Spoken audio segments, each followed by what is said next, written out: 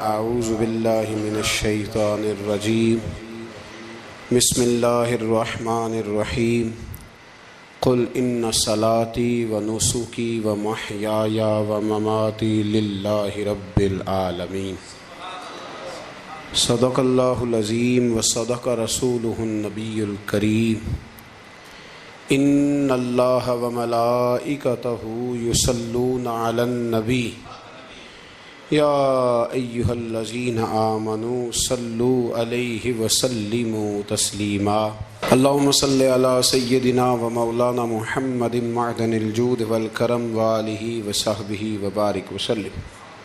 حمد و صلاۃ کے بعد اللہ تبارک و تعالی ہم سب کا خالق و مالک ہے۔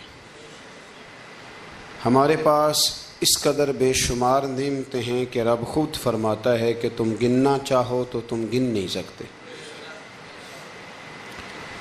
اور زیادہ تر نعمتیں وہ ہیں جو اللہ نے ہمیں بغیر مانگے عطا فرمائی ہیں، بغیر ہماری خواہش کے، بغیر ہماری طلب کے، بغیر ہماری دعا کے رب کریم نے اپنے فضل سے عطا فرما دی۔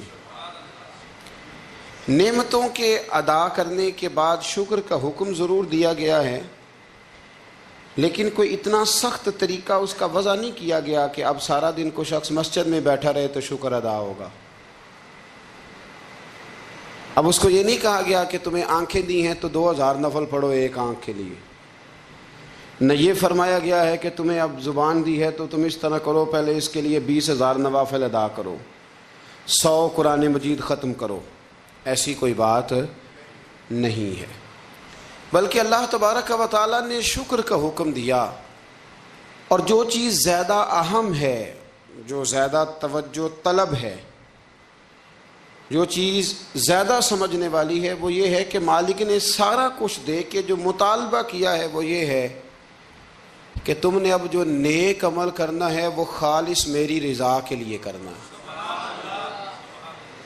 قل ان صلاتی و نسکی و محیای و مماتی للہ رب العالمین، محبوب فرما دیجیے بے شک میری نماز، میری قربانیاں، میرا دنیا میں رہنا اور میرا دنیا سے پردہ کرنا اس رب کے لیے ہے جو تمام جہانوں کا پالنے والا۔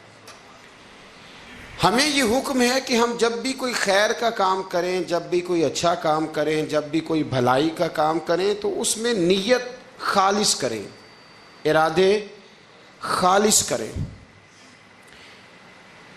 انسان کو جو اجر ملے گا نا قیامت کے دن، جو ثواب ملے گا وہ اس کی نیت اور ارادے پر ملے گا۔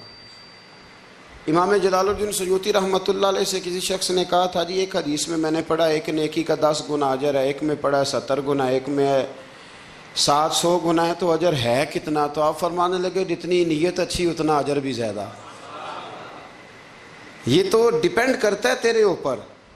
کام لوگ کراتے ہیں نا، ہماری مسجد میں کام شروع ہے، کام لوگ کراتے ہیں، تب کچھ لوگ ایسے ہوتے ہیں کوئی بھی کام کرنے والا وہ کام کہتا بس سے جان چھوٹے کسی طریقے سے، اور کچھ کام کرتے ہیں تو مزہ آ جاتا ہے۔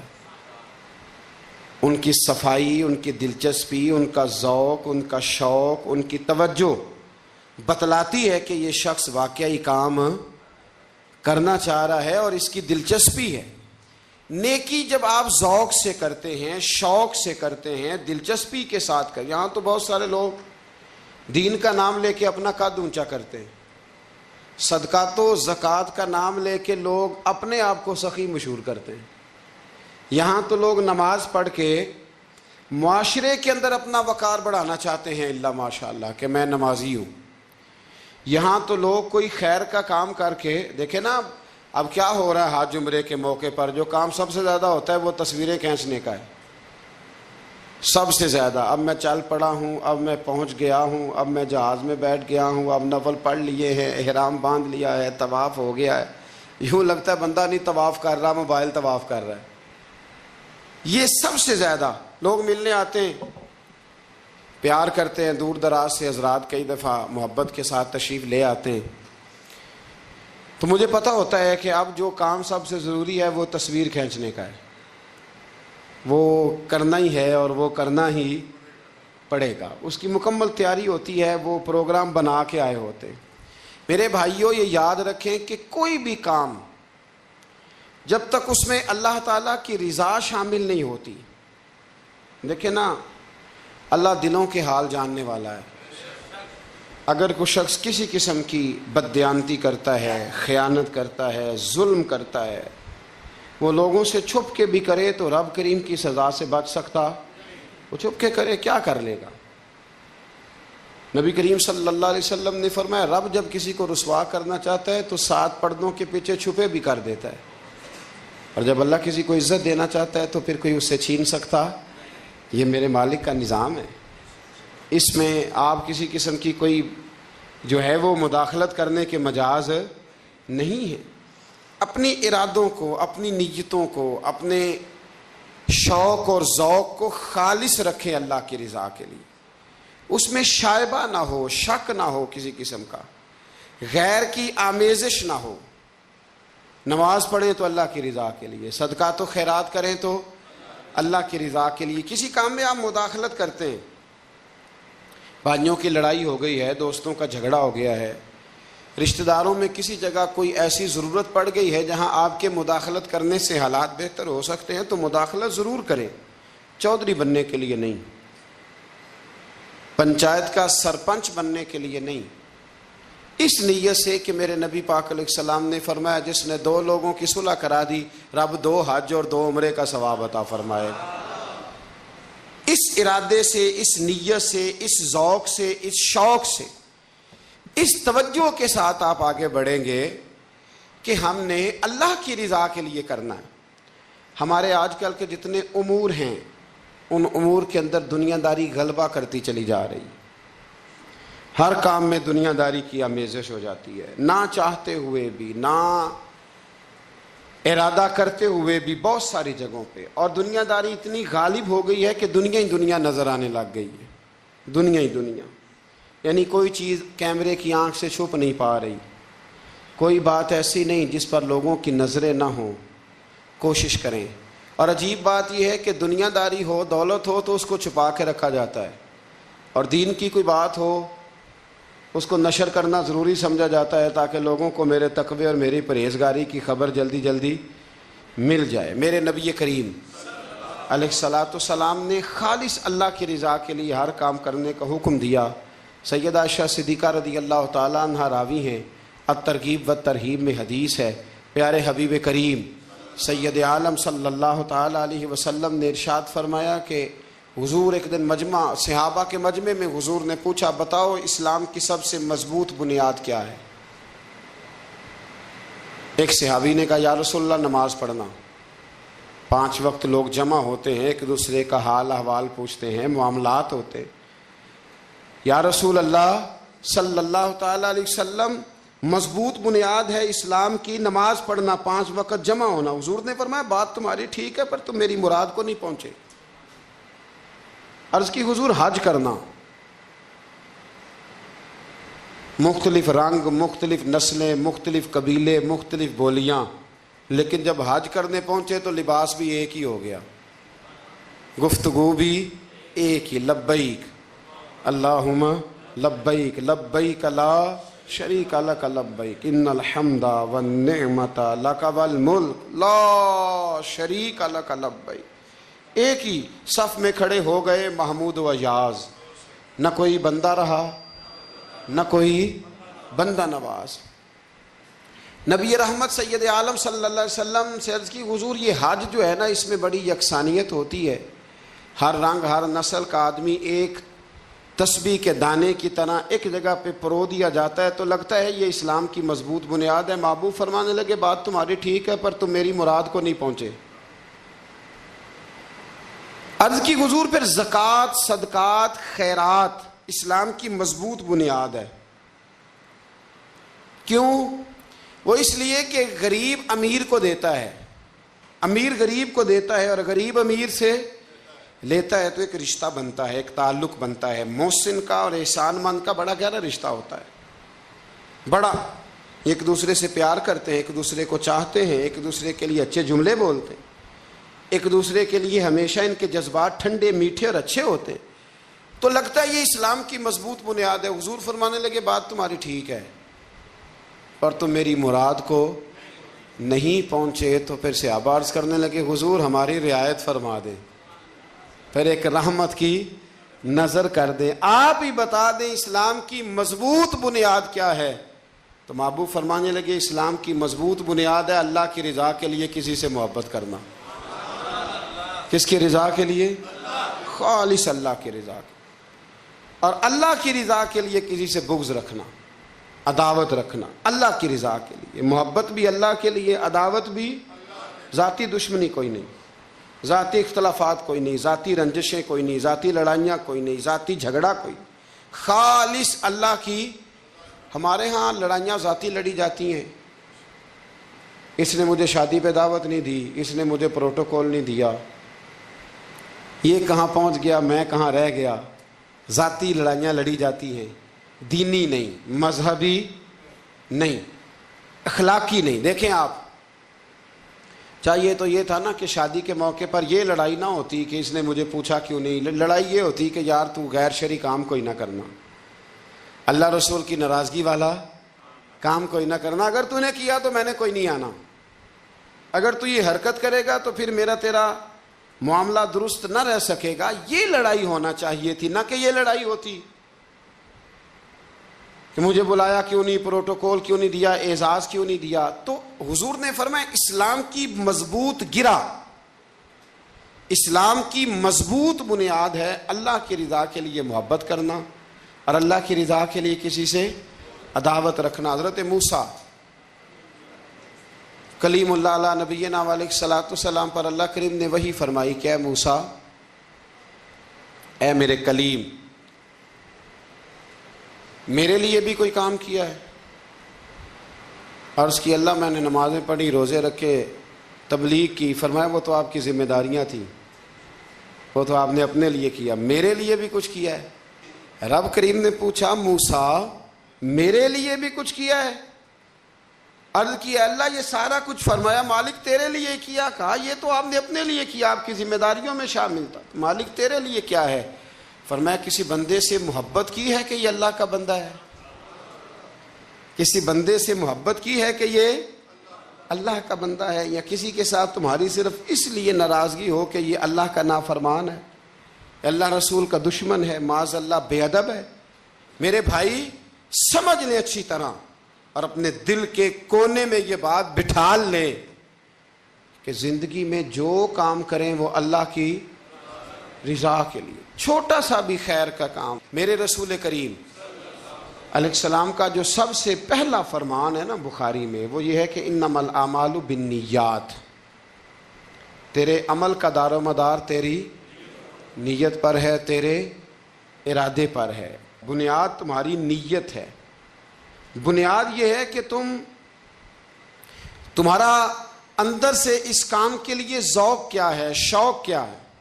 اگر وہ بنیاد مضبوط ہے تو پھر عمل کی جو آپ چھت ڈالیں گے وہ ساری چھت بھی مضبوط ہے، لیکن اگر ارادے کچے ہیں، کمزور ہیں، سازشیں ہیں، رنجشیں ہیں، اندر معاملات گڑبڑ ہیں، تو پھر کبھی دیواریں مضبوط ہو سکتی۔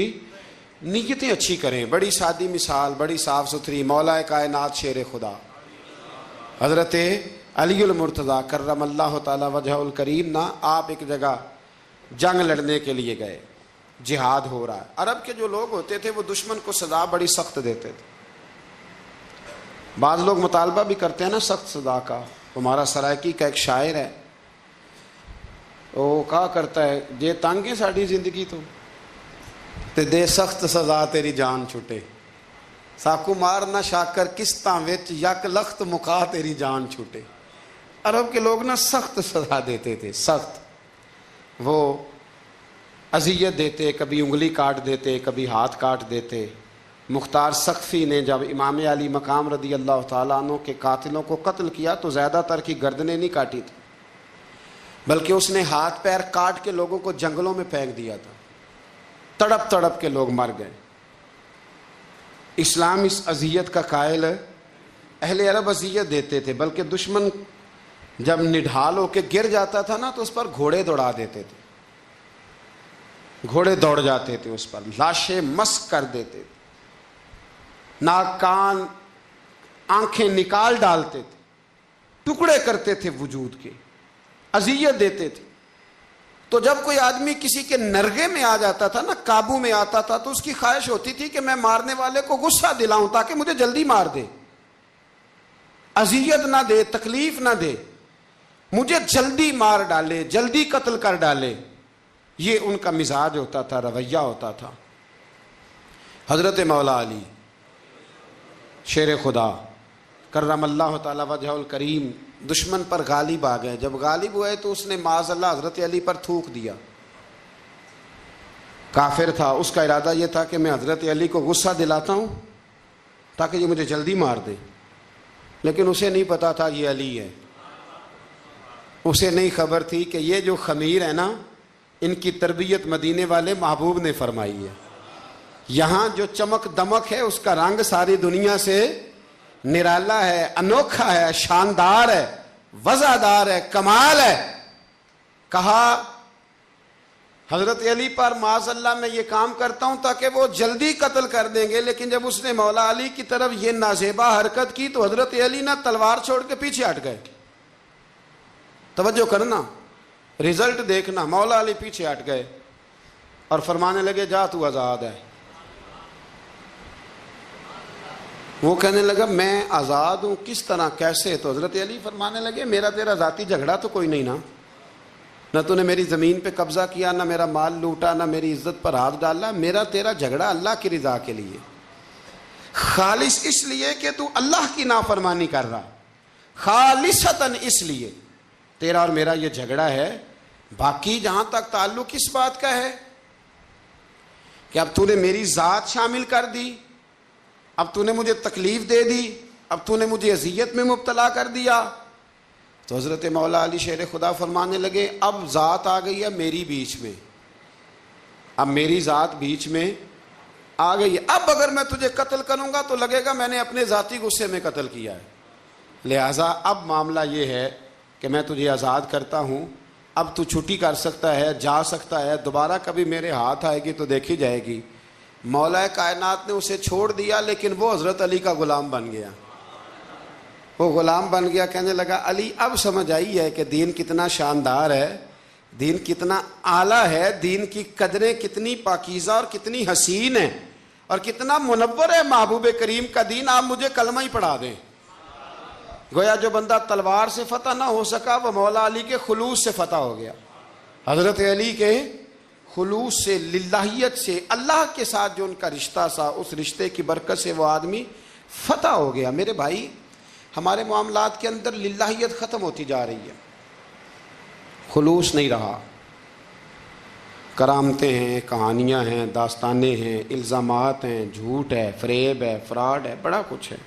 اگر نہیں ہے تو خلوص نہیں ہے، اگر نہیں ہے تو ہمارا اللہ اور اس کے رسول کے ساتھ رضا والا معاملہ نہیں ہے۔ کسی چیز کو اس کی حقیقت کی بجائے ہم تصورات کی دنیا میں جا کے، خیالات، توہمات اور افواہوں کی دنیا میں جا کے اس کو قبول کرتے ہیں۔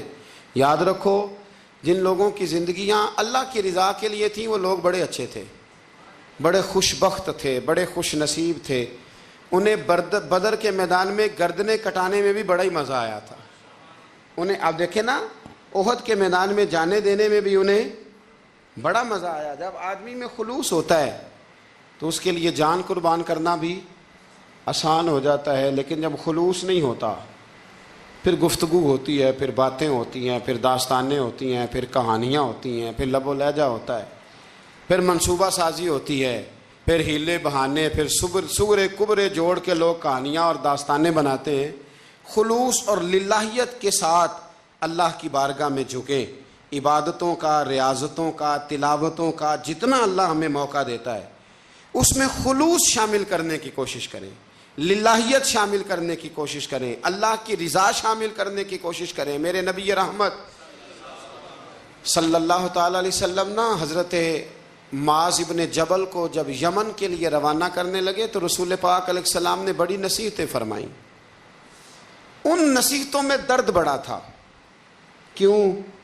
اس لیے کہ حضور نے انہیں بتلایا تھا کہ جب تم واپس آؤ گے تو میری تمہاری ملاقات نہیں ہوگی، تم میری قبر سے گزرو گے، اکھاں جدوں میٹیاں زمانہ مینوں روے گا۔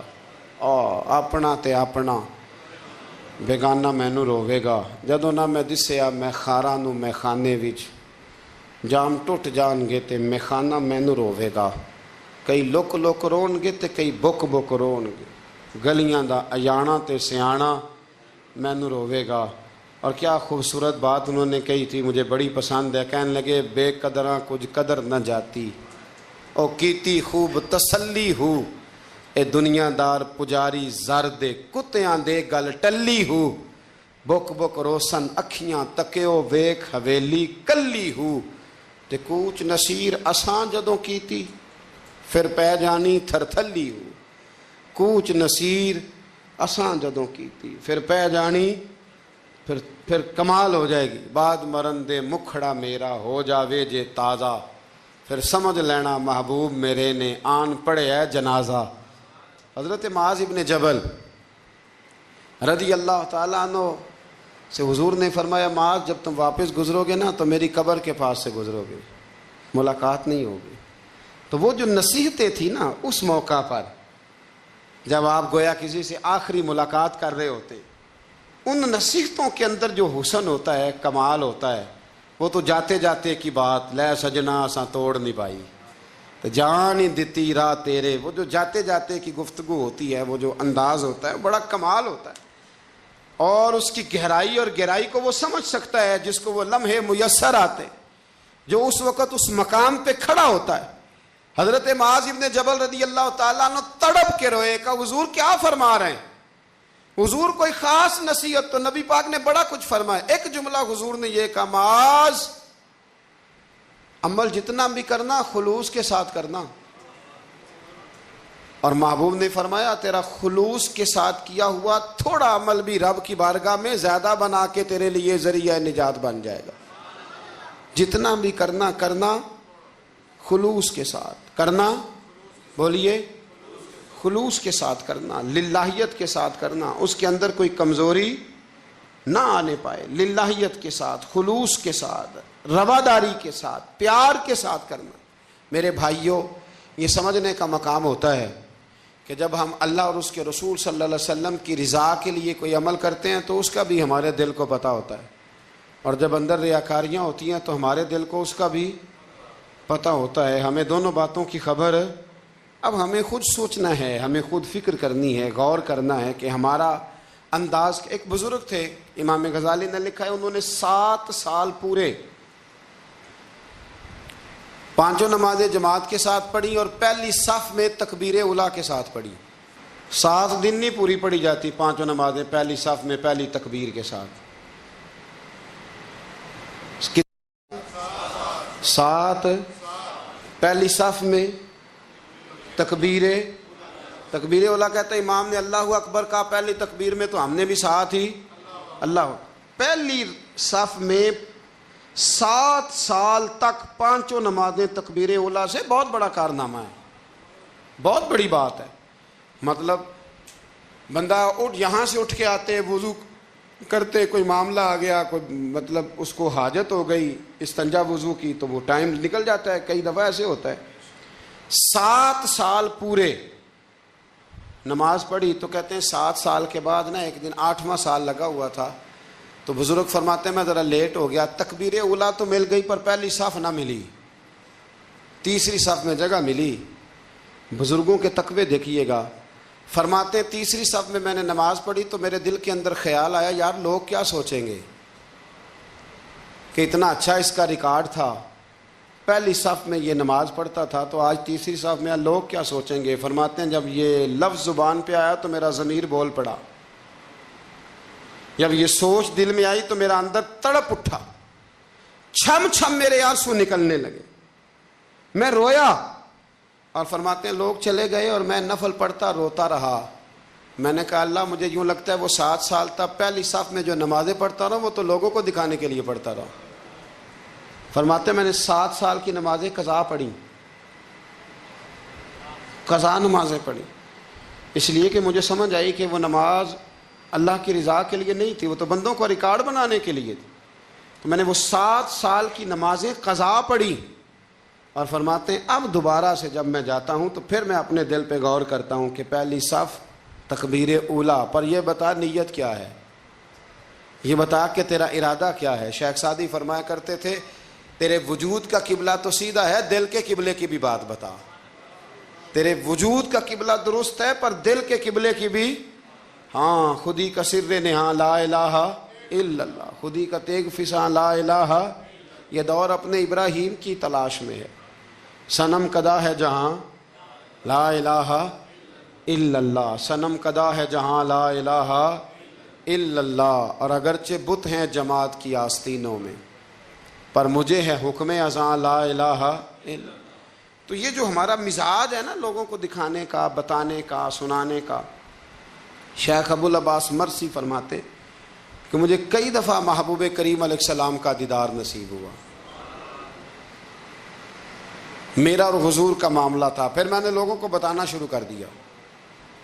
فرماتے ہیں پھر انہوں نے آنا چھوڑ دیا، اس لیے کہ کچھ باتیں ایسی ہوتی ہیں جو بتانے کی نہیں ہوتی، لیکن کچھ بندوں کو بشارتیں ہوتی بڑی ہیں، وہ ان بیچاروں کو بد ہضمی ہو جاتی، وہ بتائیں نا جب تک 20 لوگوں کو، تب تک ان کی وہ بد ہضمی ختم۔ حالانکہ ہر چیز بتانے کی، دکھانے کی، سنانے کی، ہر چیز کی وضاحت دینے کی نہیں ہوتی، ہر چیز ایسی نہیں ہوتی۔ حضرت ابو ہریرہ جیسے لوگ فرمایا کرتے تھے علم کی 2 تھیلیاں، ایک کھولی ہے، دوسری کھولو تو مجھے قتل کر دو۔ ہر چیز کو بتانے سمجھانے کی ہوتی ہے۔ تو خلوص دیکھے کتنا ہے اس میں، للہیت کتنی ہے، اللہ کی رضا کتنی۔ الحمدللہ تعالی اس مہینے سے جو جولائی کا ہے، میرے خیال ہے 4-5 جولائی سے حج کی فلائٹ شروع ہو جائیں گی انشاءاللہ تعالی۔ خوش نہیں ہوئے آپ سن کے؟ جو جا رہے ہیں رب ان کا قبول فرمائے، اور جو رہ گئے اللہ انہیں موقع عطا فرمائے۔ ای سعادت بزور بازو نیست تا نہ بخشندہ خدائے بخشن، یہ سعادتیں بازو کی قوت سے نہیں ملتی، تبھی ملتی ہیں جب اللہ عطا کرتا ہے، جب رب اپنے فضل سے عطا کرتا ہے پھر یہ سعادتیں ملتی ہیں۔ لوگ حج کے لیے جا رہے ہیں، اور آپ کو پتہ ہے حج بھی آج کل ساتھ حج ہوتا ہے، ساتھ سیلفی ہوتی ہے، آخر تک چلتا ہے۔ ایک بزرگ تھے حضرت ابو مرتعش ان کا نام تھا، وہ فرماتے ہیں میرا 4تھا-5واں حج تھا، نفلی حج کرنے کے لیے میں جا رہا تھا، تیاری میری مکمل ہو گئی تھی، 2-4 دنوں میں میری روانگی تھی، ارادہ میرا مضبوط تھا، معاملات سارے طے ہو گئے تھے، بس میں جانے کے قریب تھا۔ فرماتے ہیں کہ میں ایک دن گھر میں بیٹھا تھا، کریں اماں جی نے نا کہا بیٹا ذرا پتر ذرا پانی کا پیالہ دینا۔ تو فرماتے میرے دل میں خیال آیا کہ ایک تو میں عالم ہوں، صوفی ہوں، درویش ہوں، مولوی ہوں، اور دوسرا یہ کہ میری کل پرسوں تیاری بھی ہے، تو پانی تو چھوٹا بھائی بھی دے سکتا ہے، یہ کام کو بچہ بھی کر لے گا۔ میں نے چھوٹے کو اشارہ کیا ذرا پانی دینا، وہ گیا اور مٹکے سے پانی بھر کے اماں کو دے دیا۔ کہتے ہیں جب اس نے اماں کو پانی دیا نا تو میرے اندر پھر مد و جزر شروع ہوا، پھر میری ضمیر کی آوازیں اٹھنے لگیں، پھر اندر سے بلندی ہونے لگی، پھر آوازیں آئیں، اور پھر میں نے اعلان کیا، میں نے کہا اوہو یہ کیا ہوا، سینکڑوں اور ہزاروں میل حج کرنے کے لیے جانا میرے لیے آسان ہے، اور یہ 2 قدم اماں کو پانی دینا میرے لیے مشکل ہے، یہ کیا بات ہوئی؟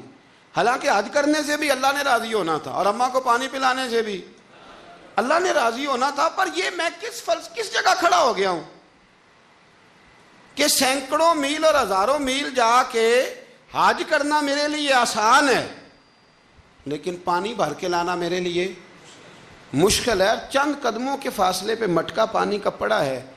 فرماتے ہیں بس اسی وقت پھر مجھے سمجھ آئی کہ وہ حج میں لوگوں نے ذرا حاجی حاجی کہنا ہے نا، حج میں لگا شور اٹھے گا نا کہ چھٹا حج کر کے آیا ہے، حج میں ذرا آوازیں اٹھیں گی نا ماشاءاللہ کیا بات ہے، پھول ڈلیں گے اور پتیاں گریں گی اور نام ہوگا، لیکن اماں کو پانی دینے سے کسی نے اعلان تو نہیں نہ کرنا، شاباش تو نہیں نہ دینی، کسی بندے نے آواز تو نہیں نہ اٹھانی۔ فرمایا میں اسی وقت اسی لمحے اٹھ کے ماں کے قدموں میں بیٹھا اور پیر پکڑ کے کہا اماں مجھے معاف کر دے۔ اماں کہنے لگی بیٹے کیا ہوا؟ میں نے کہا اماں مجھے سمجھ آ گئی، آج میرا نفلی ہے، میں اس سال نہیں جاؤں گا، اگلے سال جاؤں گا، اب یہ پورا سال میں تیری نوکری کروں گا، میں تیری خدمت کروں گا، تیرے پیر دباؤں گا، تیرے لیے کھانا لاؤں گا، میں تیری ڈیوٹی کروں گا، اس لیے کہ مجھے سمجھ آئی ہے کہ نیکی کا تصور اصل میں ہے کیا۔ ہم بالعموم وہ نیکی کرنے جا رہے ہوتے ہیں جو نیکی بھی ہوتی ہے اور دنیا میں اس کا نام بھی ہوتا ہے, تذکرہ بھی ہوتا ہے, اس کی وجہ سے ہمارا قد بھی اونچا ہو رہا ہوتا ہے. حالانکہ نیکی کا تصور تو بڑا چھوٹا سا ہے, کل معروف صدقہ, مسکرا کے ملنا بھی نیکی, رزق حلال کما کے بچوں کو کھلانا بھی نیکی, گلی سے پتھر اور کانٹا اٹھا دینا بھی نیکی. پر ہمیں تو کوئی لمبی چوڑی نیکی چاہیے, کوئی بڑی نیکی چاہیے. اس لیے بہت سارے ایسے لوگ ہیں جو نیکیاں ان کی پہنچ میں ہوتی ہیں وہ نہیں کرتے. وہ محرم کے ایام میں نا ایک جگہ پہ حاضری کا موقع ملا تو وہاں ایک صاحب کہہ رہے تھے ہم مریں گے, لڑیں گے, جانیں دیں گے, قربانی دیں گے, ہم امام علی مقام کی سنت ادا کریں گے, سارا کچھ کریں گے. تو بعد میں وہ میرے پاس بیٹھے تو میں نے انہیں کہا کہ جب جنگ کا موقع آئے گا تو انشاءاللہ لڑیں گے, جانے بھی دیں گے, پر ابھی آپ یہ کام کریں کہ امام حسین ایک رات میں پورا قرآن پاک پڑھا کرتے تھے, یہ والی سنت امام حسین کی شروع کریں. یہ والی سنت ابھی آپ سٹارٹ, جب وہ موقع آئے گا تو انشاءاللہ وہ کام بھی کریں گے. تو یہ والی سنت آپ سٹارٹ کریں امام صاحب کی. امام صاحب 100 نفل پڑھا کرتے تھے فرض نماز کے علاوہ روزانہ, 100 رکعت نماز نفل.